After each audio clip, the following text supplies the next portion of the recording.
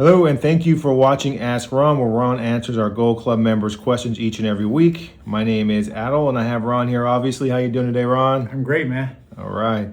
Remember, if you have any questions you'd like to ask Ron, make sure you are a Gold Club member, soon to be Closers Club member, and you can find all the details about that at ronsgoldclub.com. Actually, I think today is the day it becomes Closers Club. Yes, sir. Yeah.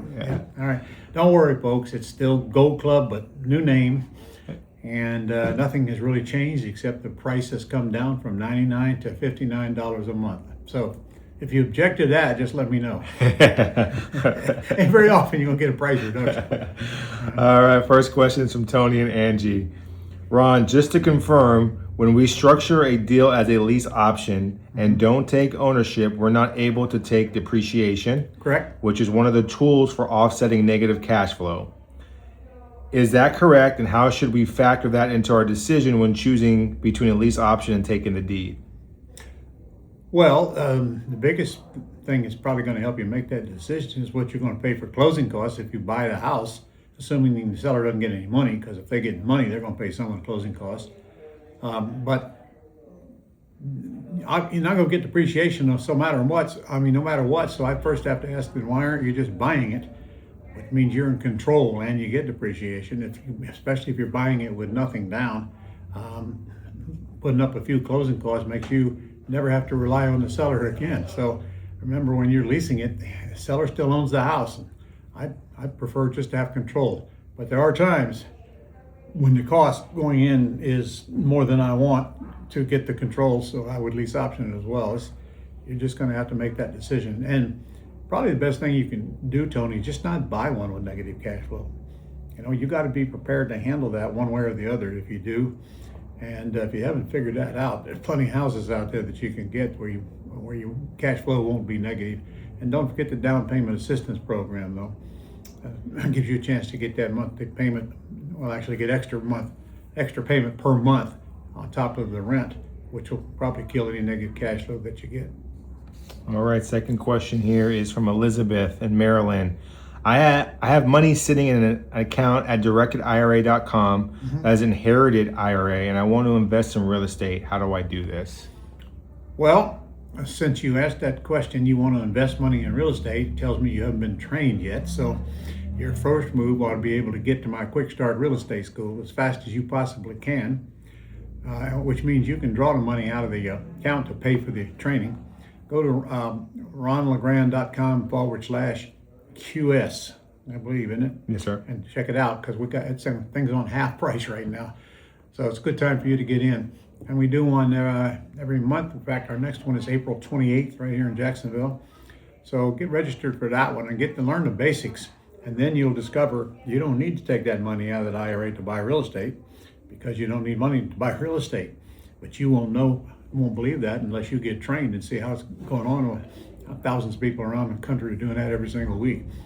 So there'll be times when you might want to use some money for closing costs, but you're going to get that right back with a down payment from the seller, or if you want to do wholesale deals.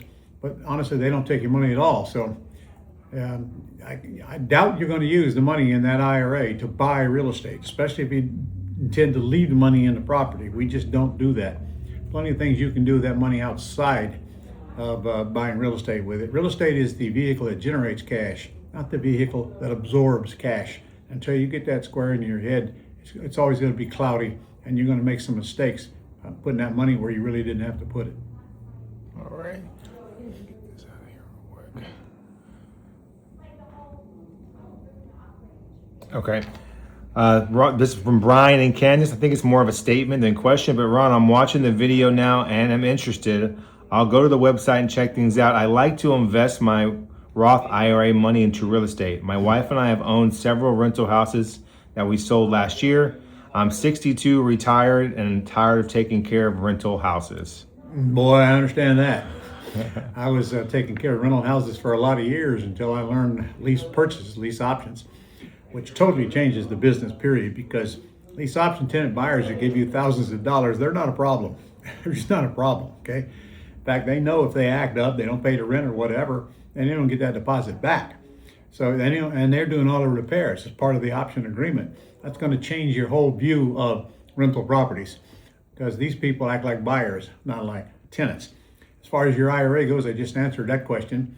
You don't need money to do real estate. You need maybe a little, all right? But not, and you're going to get that back. Any deal you do on plan or on, you put money up like for closing costs, you're going to get that back within 30 or 60 days with a handsome return on top of that. If you put money into a rehab, which I do not suggest right now because of the uncertain economy going forward, you go, okay, so you put money into rehab, you spend the money out of the IRA, do all that work, and then you sell it and cash out of it. Well, that's the only time you're going to need money, and most investors use private money to do that. But the goal is to make money, buy properties that generate you money instead of you having to use your money. And I'll say it again, the worst thing you can do is leave money in the property on long term. That's conventional wisdom. We don't do that, and there's no reason to do it. There's so many properties out there you can buy without using your money or certainly your credit. Let's don't be looking for a place to park your money where you don't need to park it there. Here's an example. Let's say you put $100,000 into a property and you buy it, and I don't care how you get it financed. Seller financing is always the best. That means that money's tied up into that property. Let's say you take that same $100,000 and do plenty of things you can do with it. Minimum 15% annual rate of return, which is frankly little old lady kind of returns. That certainly ain't the returns that we get in the real estate industry.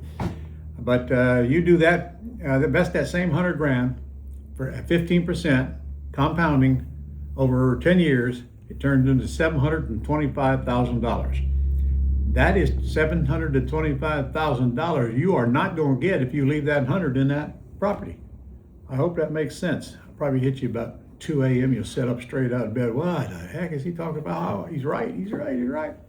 We use capital to generate capital, but that doesn't mean we put it into real estate to generate the capital. We can get all the real estate we want without using your capital, and most certainly not your credit.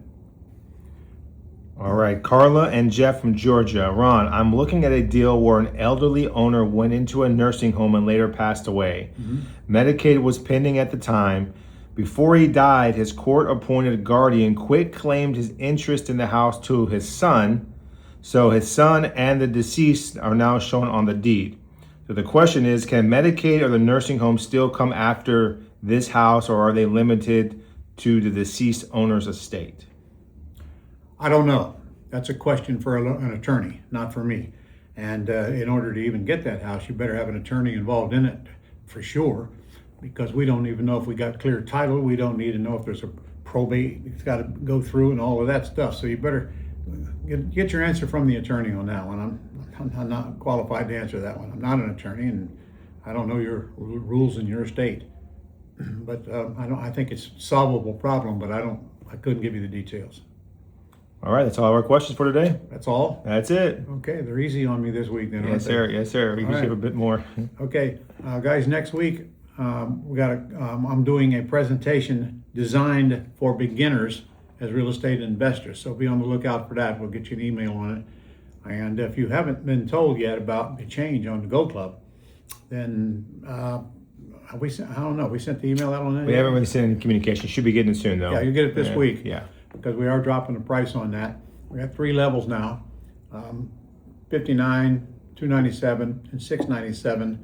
And when you see that 697, that's probably good what you're going to want, because that includes the 59. So you have one payment a month of 697 and to run your whole business on, and that includes group coaching, which happens to be done by Adel here. Yes, sir. Hiding behind the camera here today. Yes, sir. Okay, so be on the lookout for the email. And if you can, come see me at the end of April. I'm right here in Jacksonville. We're doing a great boot camp here, and we have a lot of fun while we're doing it. So keep in touch. See you next week.